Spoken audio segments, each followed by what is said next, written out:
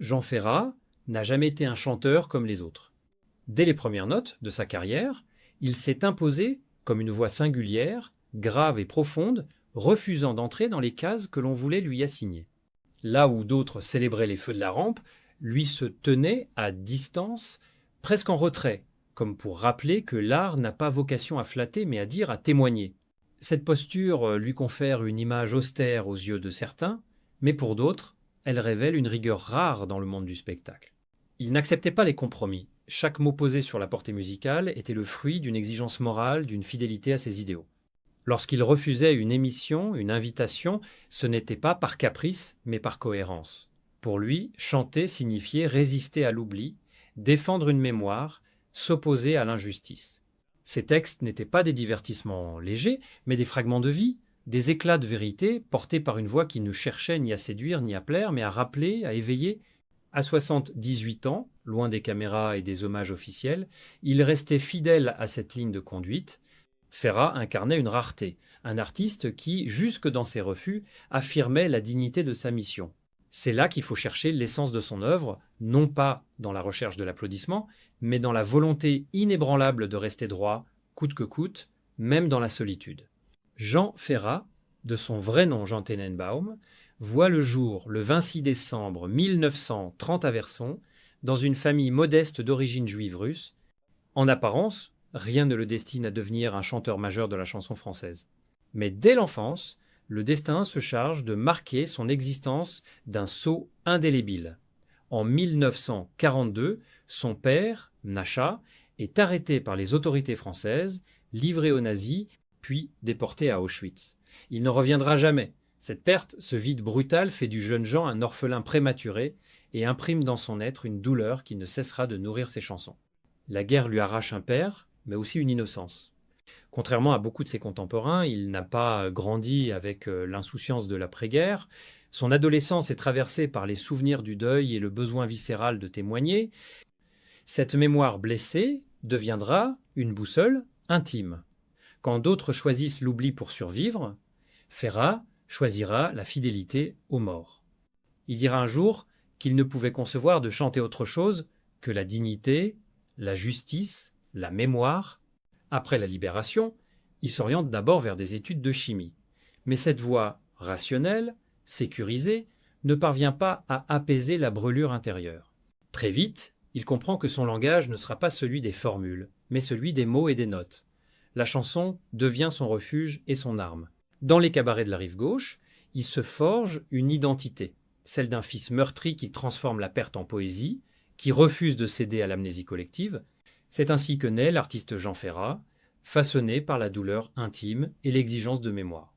Au début des années 1960, Jean Ferrat connaît un tournant décisif. Ses débuts modestes dans les cabarets de la rive gauche lui offrent une école de rigueur et de proximité avec le public. Mais c'est grâce à des chansons comme La Montagne, Ma France ou Nuit et Brouillard qu'il s'impose définitivement dans le paysage culturel français. Ces titres ne sont pas de simples succès populaires. Ils deviennent des hymnes porteurs d'une mémoire collective et d'un souffle poétique qui dépasse largement le cadre de la chanson. Nuit et Brouillard, écrits en hommage aux déportés, bouleversent le pays. Jamais auparavant, on n'avait entendu une chanson d'une telle force, capable de mettre des mots simples et déchirants sur l'indicible. Avec La Montagne, il offre une ode au monde rural et aux valeurs simples, un contrepoint à la modernisation effrénée de la société française. Ma France résonne comme une déclaration d'amour et de fidélité aux idéaux de justice et de liberté. Dans ces chansons, la poésie et l'engagement se marient avec une intensité rare. Mais Ferrat ne se laisse pas griser par le succès. Refusant les artifices du show business, il se retire dans son village d'Entraigues sur Volane, en Ardèche. Là, entre montagne et rivière, il trouve un équilibre vital entre la création et la contemplation. Pourtant, malgré son retrait, sa popularité ne cesse de croître.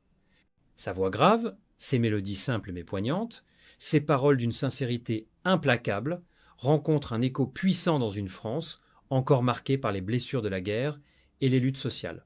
En choisissant de rester fidèle à lui-même, Ferrat se forge l'image d'un poète intransigeant, plus soucieux de vérité que de gloire. Jean Ferrat n'était pas seulement un chanteur à la voix grave et aux mélodies poignantes, il était avant tout un homme de conviction. Dès le début, il se rapproche du Parti communiste français sans jamais y adhérer officiellement. On l'appelle compagnon de route, expression qui résume bien sa position, proche des idéaux de justice sociale, de solidarité et de résistance à l'oppression, mais lucide face aux dérives.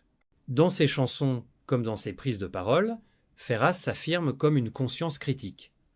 En 1968, alors que la gauche française est traversée par les espoirs et les fractures, il ose dénoncer l'intervention soviétique en Tchécoslovaquie.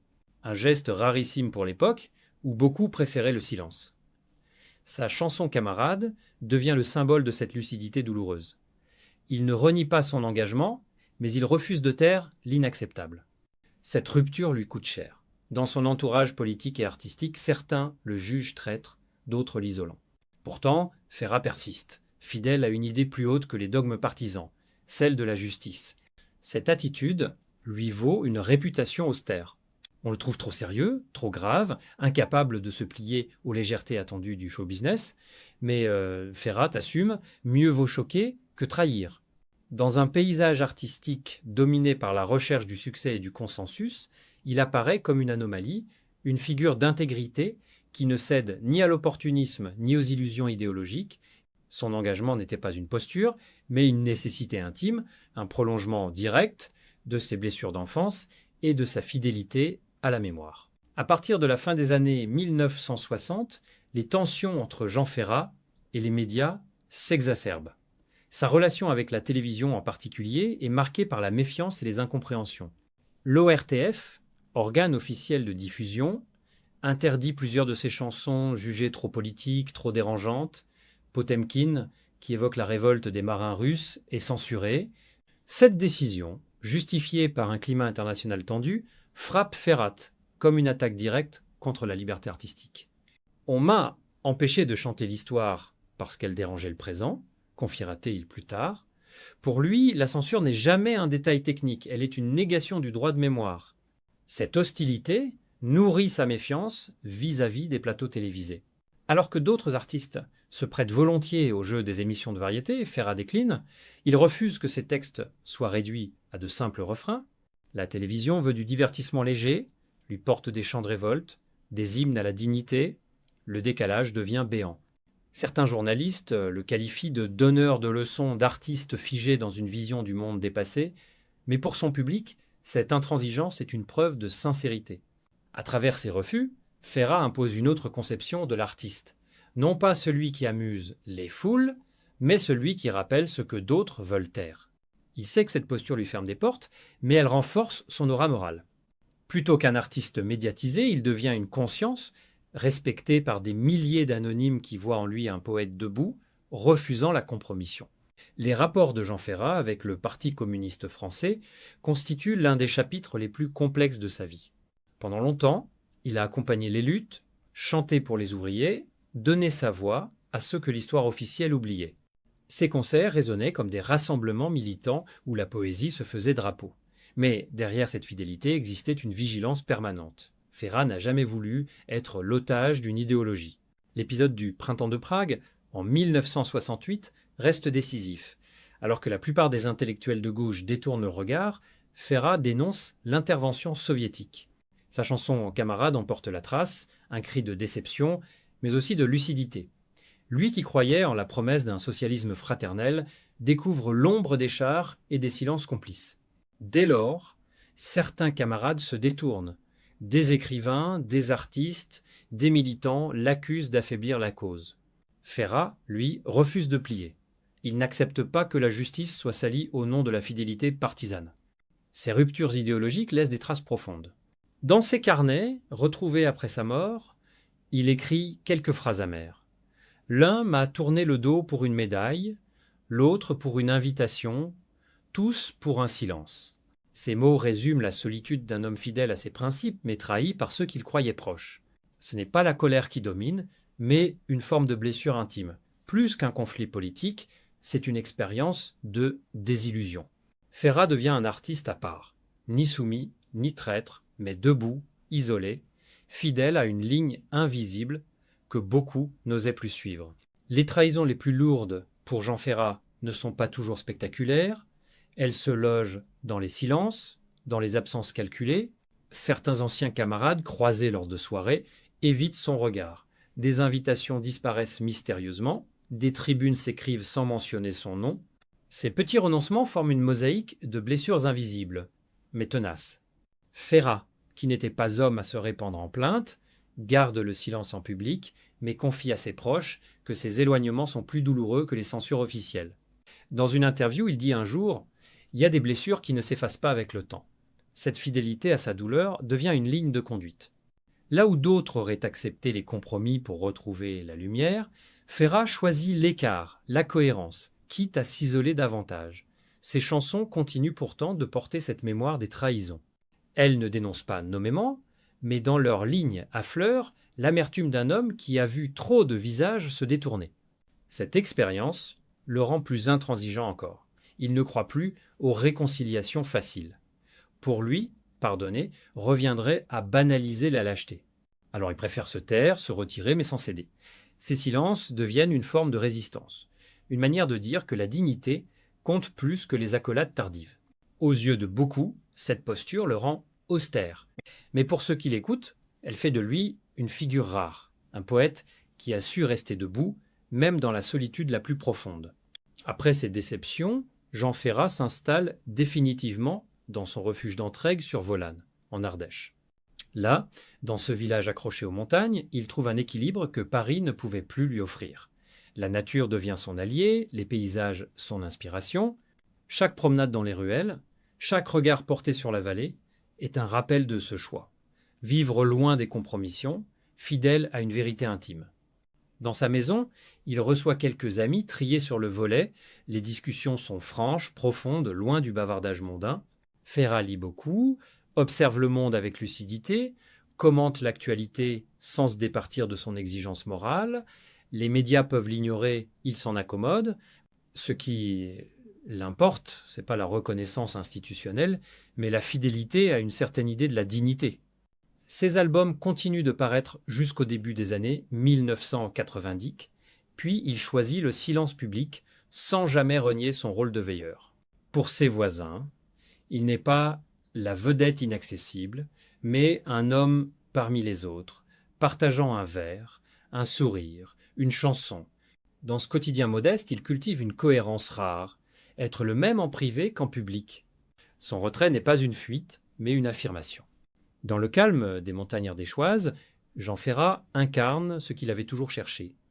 Une vie en accord parfait avec ses valeurs, loin du vacarme des honneurs factices.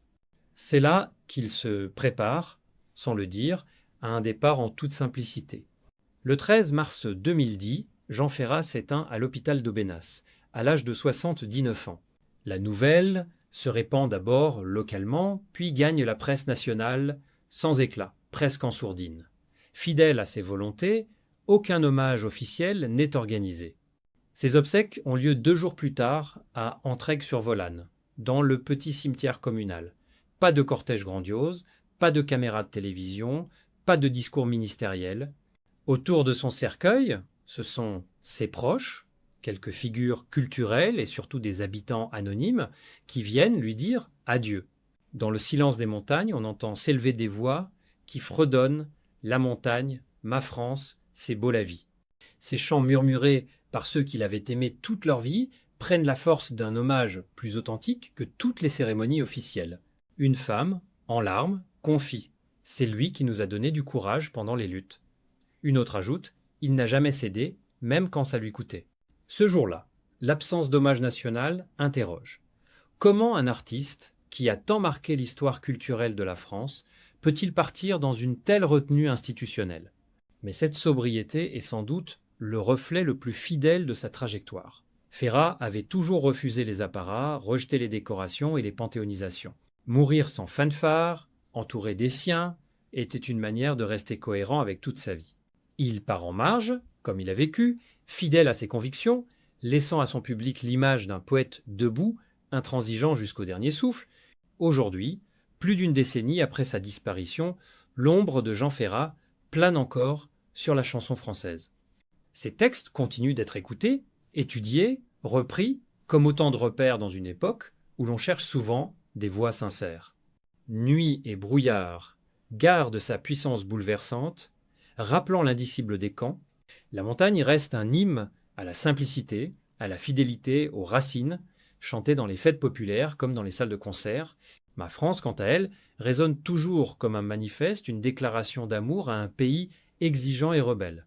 L'absence de pardon dans sa vie n'était pas une rancune personnelle, mais une ligne de conduite.